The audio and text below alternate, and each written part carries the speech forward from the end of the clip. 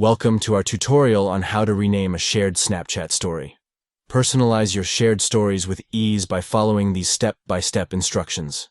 Begin by opening the Snapchat app on your Android device to access your account. Tap on your avatar or profile picture to navigate to your profile settings. Scroll down to the Shared Stories section on your profile page. Next, locate the story you wish to rename and tap on the three dots next to it to reveal additional options. Select Rename Story from the menu options presented. Now, make the desired changes to the story name by typing in a new name. Once you've updated the name, tap Save to confirm the changes. Finally, tap Done to complete the renaming process.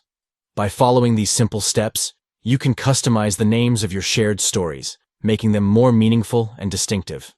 Thank you for watching this guide on how to rename a shared Snapchat story.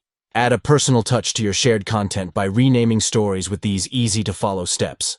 Enhance your storytelling experience on Snapchat by customizing the names of your shared stories and making them uniquely yours. Enjoy sharing and connecting with others through personalized and renamed Snapchat stories.